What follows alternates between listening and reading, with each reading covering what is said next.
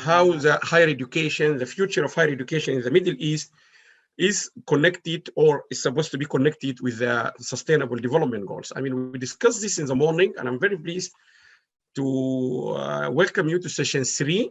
And we are delighted. This is our first keynote speech of the conference.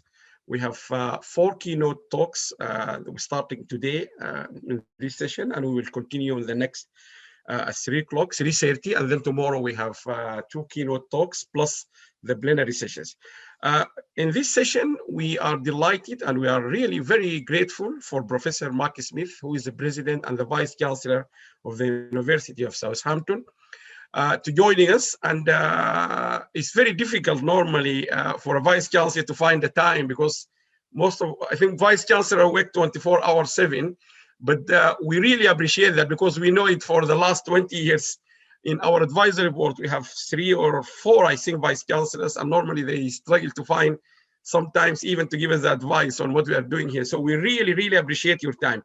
I will give Professor Smith 20 minutes, up to 25 minutes to finish his talk. And then we will have a short reflection from Dr. Muhammad Osman Hassan, who is an associate professor and a reader from the University of Southampton, just to reflect on Professor Smith's overall sustainability strategy for the University of Southampton. Then we will select few questions from the YouTube channels and from the Facebook. But plus, I will give 2 to 3 opportunities from those inside the Zoom. And as you can all appreciate, there is many people joining us in and outside the Zoom. And we will just have to select.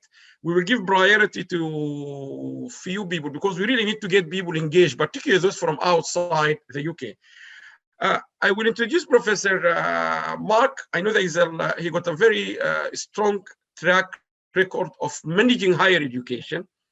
He is a professor, which as an academic, like all of us, he's a professor of magnetic resonance. And I just asked him about the meaning of that chair, and he explained to me is more of, or I will let him explain that maybe in 1 minute when he starts.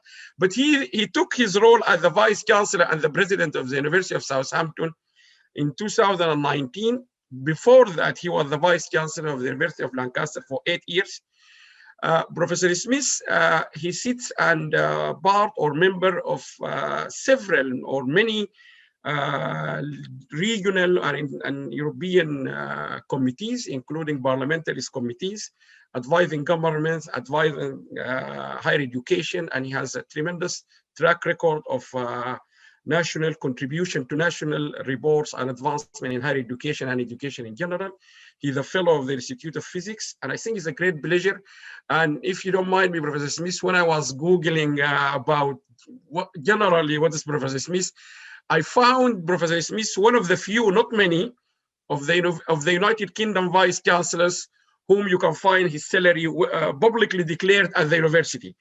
And for those who are not from the UK, this is really a big courage, because it has been a big issue in the United Kingdom in the last 4 or 5 years. And not many and not all our Vice-Chancellors in the United Kingdom, you can easily go to the University of Southampton. And I think you should really be commended on this, Professor Smith, because others have refused to declare how much studies they are taking. And I think the meaning of that, because people, this has been a very big debate in higher education a few years ago. So thank you very much for your time. It's a pleasure listening to you.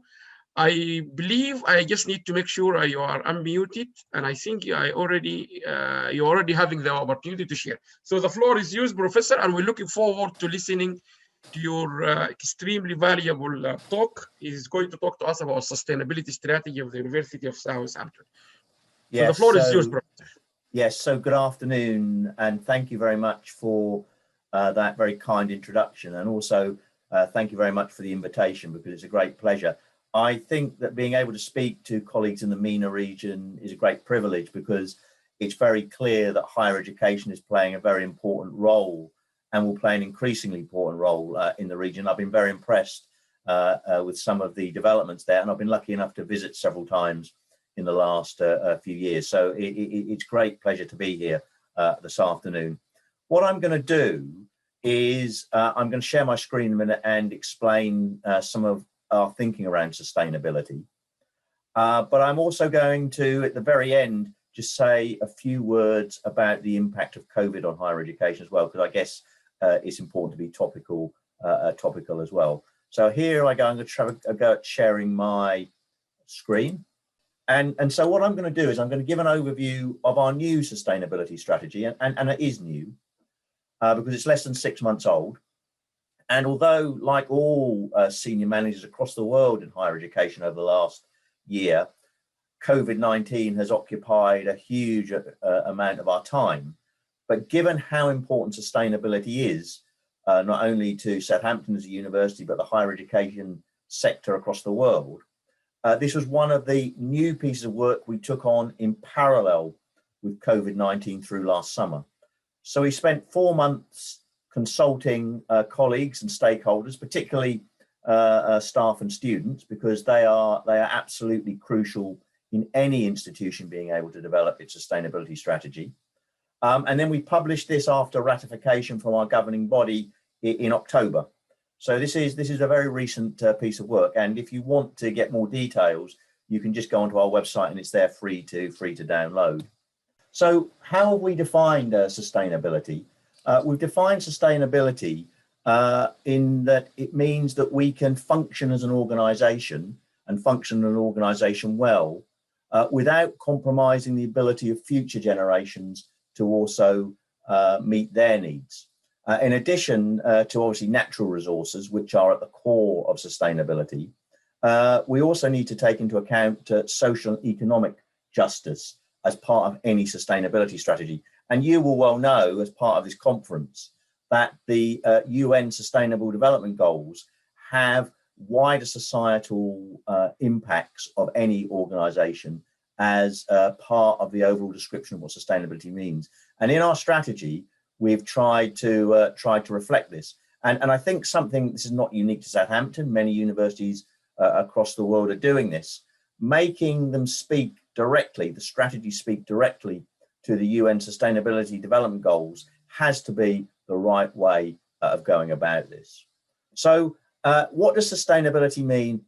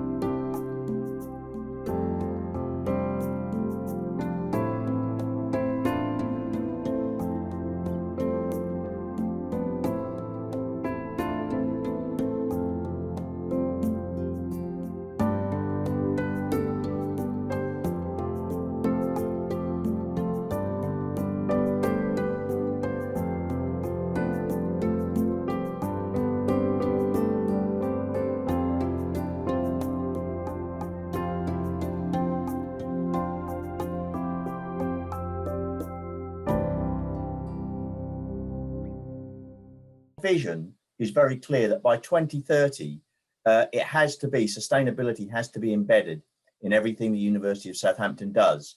And this, of course, means that the individual behaviours, because a university, any organisation, you can come up with a wonderful strategy. But if the people who are working for you don't believe it and then change their behaviours in the way they work on a day-to-day basis, you cannot reach those goals. So it's very important that people believe this strategy. And this is going to be part of the overall University of Southampton mission, which is to change the world for the better. Now, we have focused this strategy around 6 goals, and I'm going to describe in a little bit of detail each of them. So I won't read them out here because I'm going to go through them again. So goal 1 is to become net zero, and it's very important for our scope 1 and 2 emissions. I'm sure there are some experts in the audience. And obviously scope 1 is your direct use of energy that you create. And then scope 2 is energy you consume from other sources. And it's very clear that what we've said is we want to reduce these to 0 and have a roadmap which people can recognize to reducing us to net 0 by that period of 2013. And to illustrate that we're making progress, we want to set interim goals by 2025. I have to say that for those of you that don't know the University of Southampton, it's, by UK standards, it's quite a large university, around about 23,000 students, about 6,000 staff, so about 30,000 people. So it's quite a big operation. And its main growth period was in the mid to late 60s and into the early 70s. And this means we've got a lot of estate which needs retrofitting to make sure, because that's our biggest contribution for Scope 1 and Scope 2 emissions is the energy we use within our buildings. So goal 2 is to, and this is much more ambitious and also much more controversial, which is to reduce our footprint for Scope 3 emissions. And of course, these are the indirect emissions that any operation incurs. First of all, they're more difficult to measure. And one of the things we're going to do is develop a very transparent process so that you don't spend all your time arguing about what the actual value is. So we're going to try and baseline the University of Southampton to understand what our Scope 3 emissions are, and then to set reduction targets for these in addition to the road to net zero for Scope 1 and 2. Now, one of the key contributors to Scope 3 emissions is from business travel. And again, you can imagine that this is going to be quite a controversial area because many people like traveling as elements of their job. And what we're not proposing here is to reduce it to zero, but what we are proposing is to make the facilities as good as possible so that more things can be done remotely. And of course, the fact that we're doing this conference today, and I'm sure it's going very well, COVID has illustrated that the latest technology has improved to such an extent that good conferences can take place. However, as I said, it's not asked because it would be far too restrictive to say we're going to reduce all of this to zero, because going and meeting people is an important part of many jobs, and particularly in higher education. And we're absolutely not saying that we want to reduce this to zero. But what we do want is people to be able to make considered choices. Which are the most important journeys that they need to make? And therefore, to be able to do this, they need to be able to calculate their input, their emissions output very carefully. And we will develop a calculator that will be available to all staff. And perhaps as part of this, and I say perhaps because we're going to look at it, we'll create a university-wide emissions budget, and people can know are given credits against that budget and can work out how they are going to spend them in helping us meet the target. Goal 4, and again, this is straightforward, but nevertheless, I think important, is ensure that sustainability, no matter what degree you're taking, is embedded. So whether it's all the way from fine art to medicine, there are things about general sustainability and then sustainability relevant to your discipline, and ensuring they're embedded within the curriculum is really important. So that's goal 4. Goal 5 is to make sustainability a cornerstone of our research and a societal impact generally. That's to say we're intending to develop a sustainability and resilience research hub. And that takes a lot of the great work that goes on across Southampton already, but makes it more joined up and visible to the outside world as to how Southampton in its research is contributing to reducing impact on climate. And this hub will bring again a very wide range of colleagues together, both staff and students, and will also map directly onto sustainability development goals, so that we can show how our research speaks to these, and that we take our role as a higher education institution in thinking about them and solving the problems seriously. And goal 6 is around our investment policy. Obviously, universities have very significant capability of investing, and ensuring that we do this in a sustainable and ethical way is very important. Now, again, I'm sure there are experts out there in the audience. It's some ways of investing. There is an obvious connection between the investment and its impact on sustainability. But of course, it's a very complex area, and many of the indirect costs around sustainability also need to be thought about very carefully if you're going to have a fully sustainable and ethical investment policy. And again, this is what we've committed to in our sustainability strategy. It's hugely important. I'm giving you a kind of UK view on this. It's important to engage with your stakeholders. Any university is embedded in a community, a local community, and in our case, obviously the city of Southampton. And we were one of the founding signatories of Southampton City Council's Green City Charter, which is to make the broader way we live our lives within Southampton as green as possible. But then there are a whole range of other organisations here, such as the Alliance for Sustainability and Leadership in Education and the International Universities Climate Alliance, of which, again, Southampton was one of the founder signatories for this project led out of the University of New South Wales in Australia. We have one of our PhD students from the Faculty of Social Sciences working with Hampshire County Council, which is the broader region that Southampton lives in, to create a carbon calculator for the Hampshire region of the UK.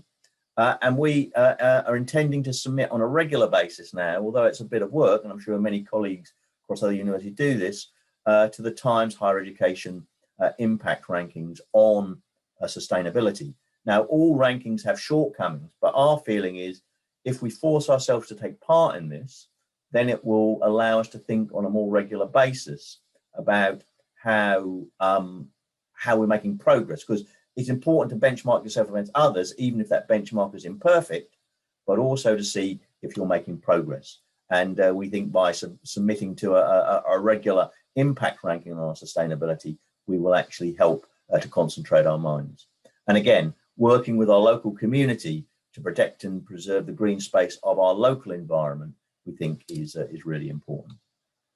And if you want to find out more about our sustainability strategy, there's a whole range of places you can go. If you just go to the website, our university website, and click on it, you'll find the documents there to download that I showed a picture of at the start.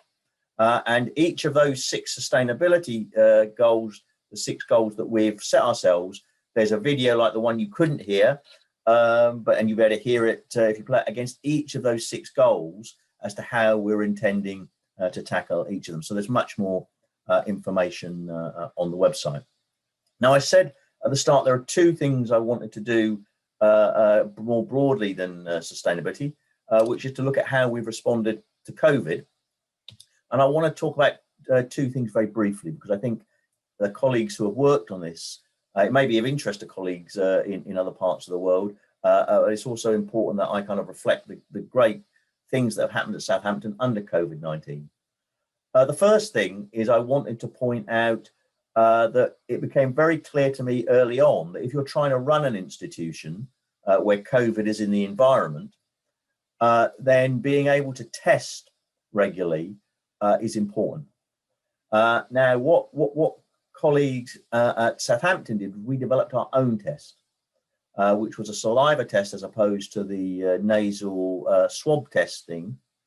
And this has proved very useful. So simply, this is based around an individual's saliva. It means it's very easy to administer. You simply spit into a tube. You then send the tube off, and then within that day, you will get a response as to whether you have COVID or not.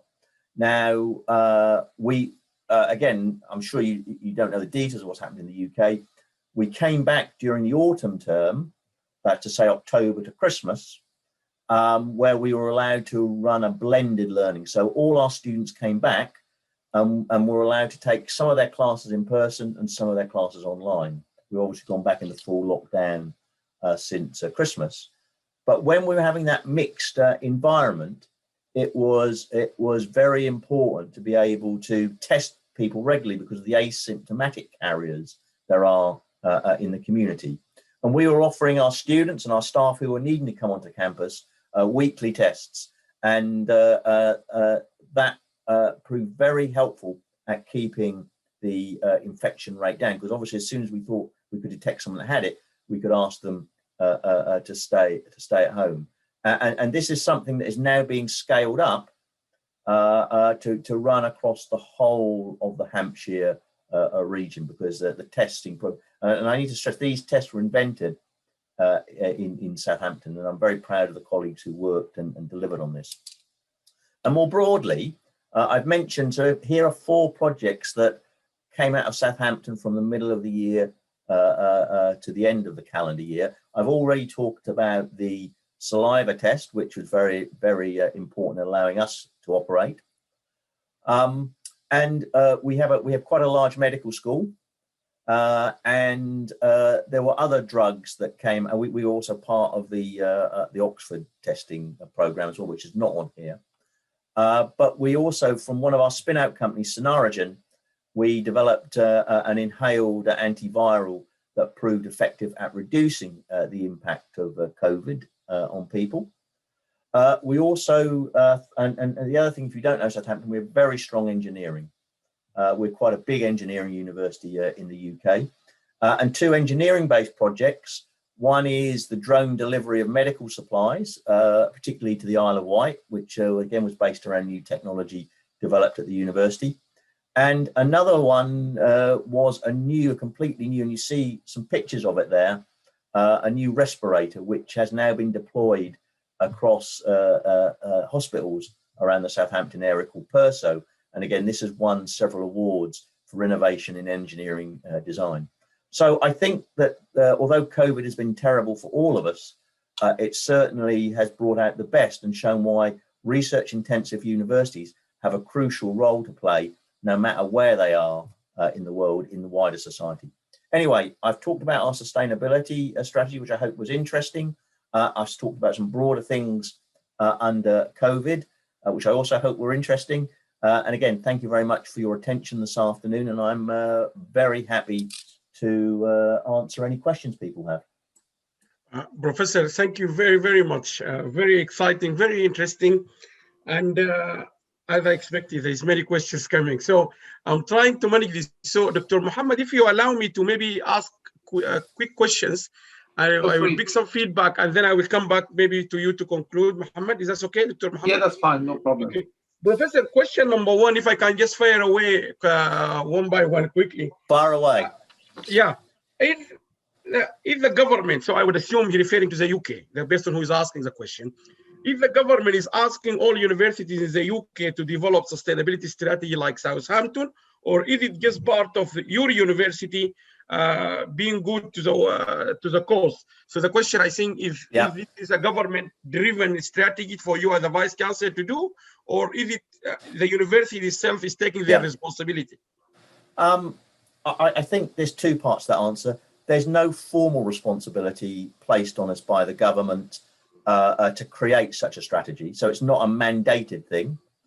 However, one of the greatest pressures are what do your peers and stakeholders think, and there's no doubt any Vice-Chancellor will know they get a huge number of emails from students, and students are now, because they can choose in the UK which university they go to, one of the questions more and more of them asking is, do you take this seriously?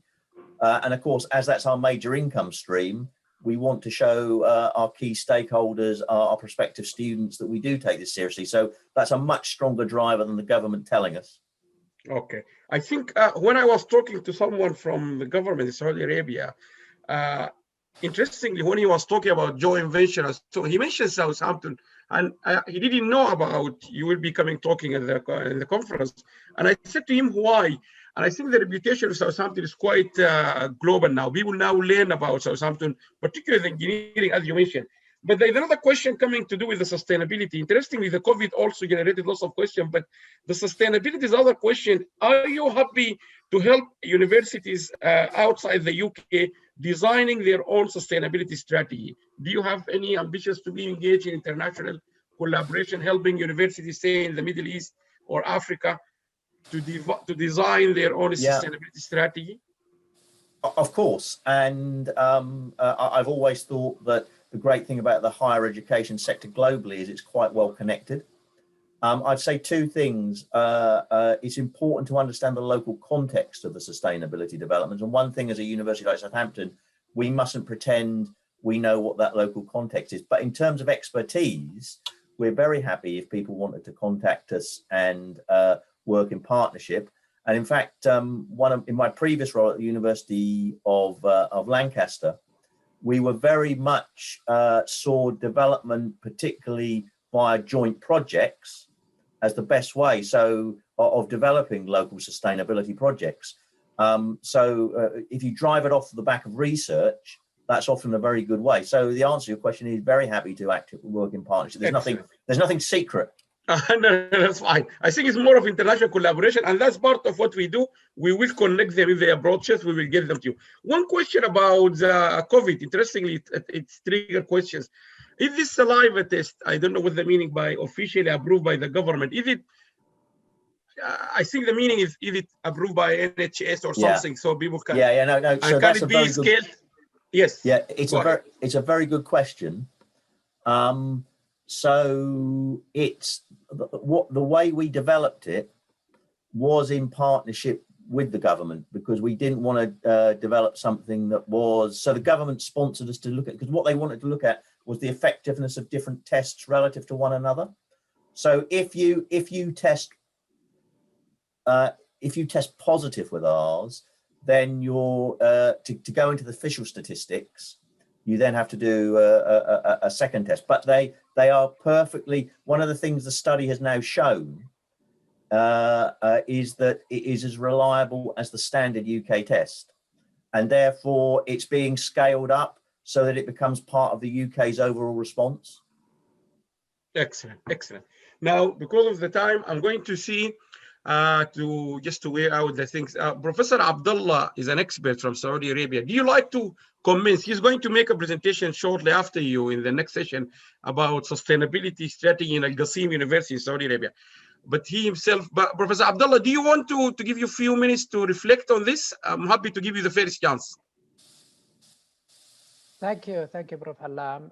Yes, indeed. I'd like to thank Prof for this nice presentation. And I think it's nowadays it's very important really to have sort of international cooperation. So, for example, in Saudi Arabia now, according to Saudi's Vision 2030, this vision encourages Saudi universities to have such international collaboration. So in Qasim University, we'll be pleased really to benefit from such rich experiment. And I think, Prof. Alam, we can talk about many paths, especially that we have developed an integrated model for the sustainable university, which I'm going to talk about. Thank you. Excellent. Right. And I will definitely make the connection. Excellent. Professor Joseph from Uganda, do you want to also? I'm happy to give you. I'm trying. I know many people they ask a question, but I'm trying to give a chance to our colleagues from across the world. Professor Joseph Natai, the Dean of the Business School from Uganda. Thank you very much, Professor Alam, and thank you very much, Professor Smith, for your presentation. I must say that there are many things that I've learned that relate to certainly the impact of COVID and the various undertakings out there that relate to sustainability of the universities or higher education. I wanted to probably know from you a few things that relate to, for example, the sustainability programs and the things that are related to wildlife, for example, air quality, waste management, air pollution, and plus a number of other things. Has the university come up with a plan to try and partner with probably other institutions to deal with those particular aspects? Yeah, so the way we're focused at the moment is on the 6 goals that I described. However, there are a whole lot of there's a whole lot of inputs that you need to worry about to get there, and some of the things you've talked about, like air quality, is key. And then some of the measures will also reflect some of those things that you've talked about. So one of the things that's important, we felt, was not to make it too comprehensive in the list of the range of things you do directly, because you want people to be able to focus on high level things that will then have a lot of knock-on consequences, which are in that list of things that you mentioned. So it's important to get people to recognize how they connect with particular goals, because you need them to change their behavior. The institution, I'm sure a lot of you have got this experience as either deans or provosts or vice-chancellors. You try and tell people to do something, but universities, people are great because their freedom to express themselves often means it's very difficult to get them to actually do that. They've got to want to do that and be able to measure it easily. And that's what we've tried to come up with in our goals. Okay. I will give one last question from the Zoom before we conclude by Dr. Mohammed. Who else? I can, if you can raise your hand or the green one. One last question, although we just few minutes over to your time. Dr. Mohammed, you can go ahead and give us your reflection, particularly you are from the chemistry department of Southampton. So how, this is, I think, the question many of the people here I can see they're asking, how would the Vice-Chancellor just said translate down into school, into courses, modules, programs, and you are a reader in chemistry and also in your school, as we have heard from you before in some of the webinars, you are trying to develop, you said, the program based on an SDG. So could you just very briefly reflect on what the Vice-Chancellor said? Okay, thank you very much, Dr. Alam. Thank you, Professor Mark, for taking the time and agreeing to present to us here.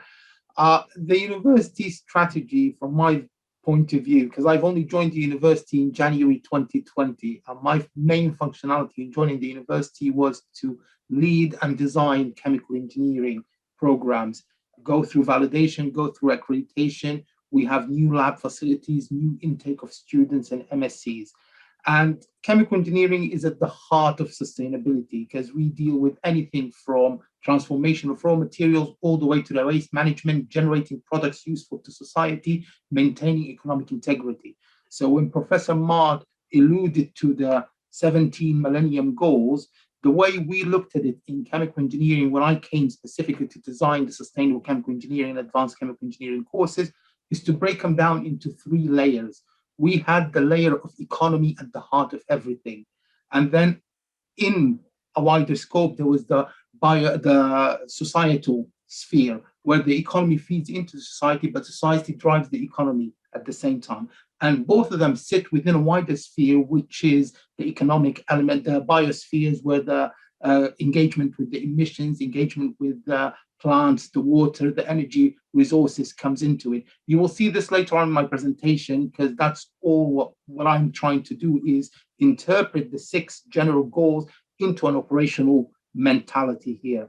So when Professor Mark showed you the video about the plastics, about the CO2, about the food, this is what we tried to integrate at a course level. We took the fundamentals of science and engineering and we diffused them together to generate a new course in terms of sustainable chemical engineering, where we looked at the core and the breadth and the depth of chemical engineering, but we also looked at it a sustainable course for the future. We're not designing a classical chemical engineering course, we're designing a course that will meet the needs of the future, which is at the heart of sustainability. So we started looking at the pharmaceutical sector, the food sector, the energy sector, and how can chemical engineering deliver these courses at different layers. This was the design of the sustainable course element, the teaching. And I think Professor Mark alluded to how he wants, his vision is sustainability to trickle down into the taught courses. And we've already established this with chemical engineering.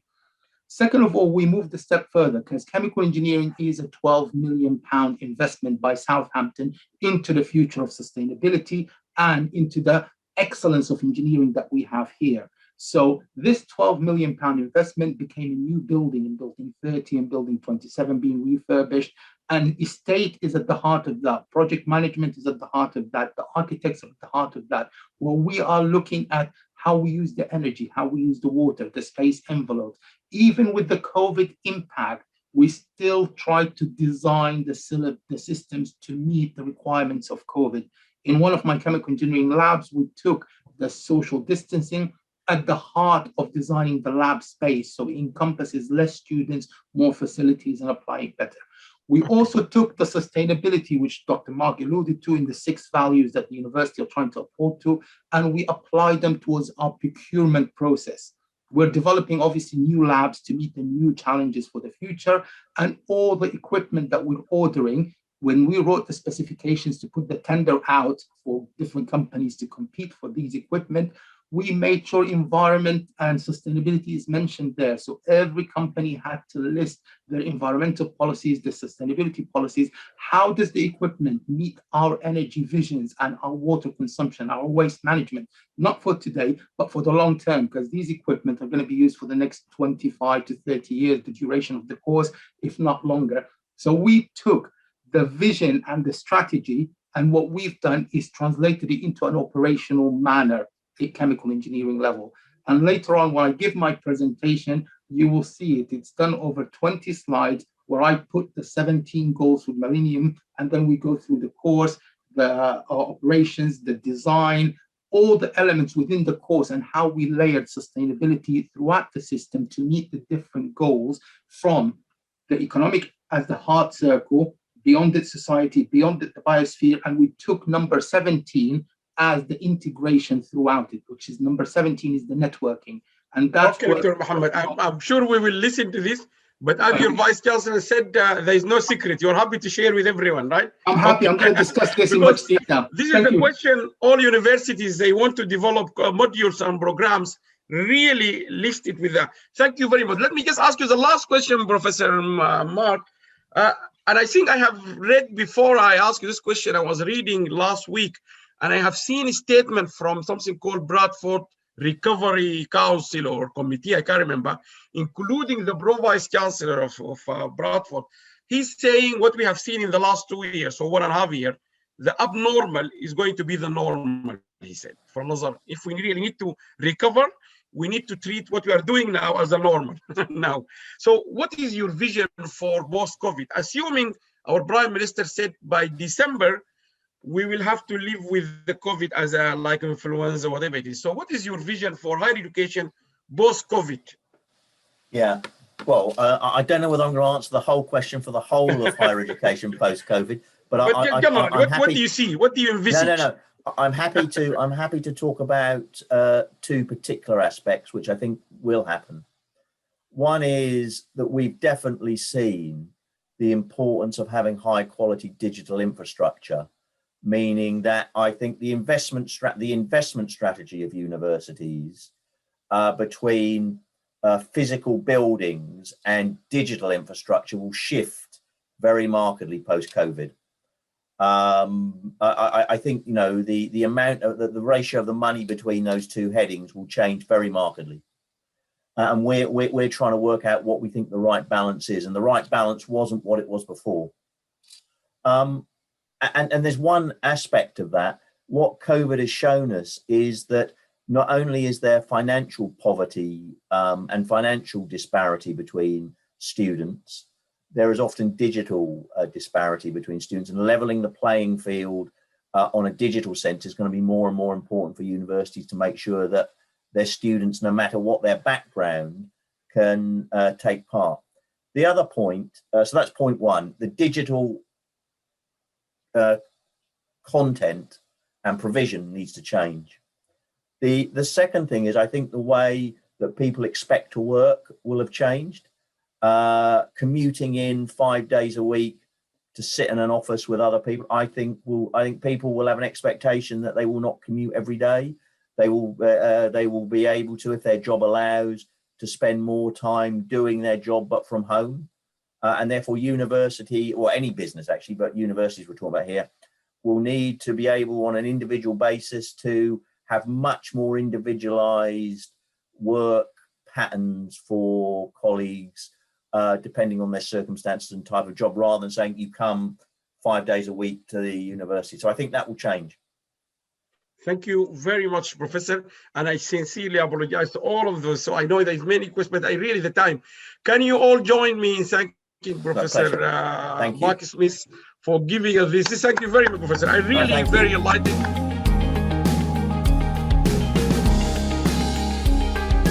So please remember, if we all help and do a little bit, it will make a big difference.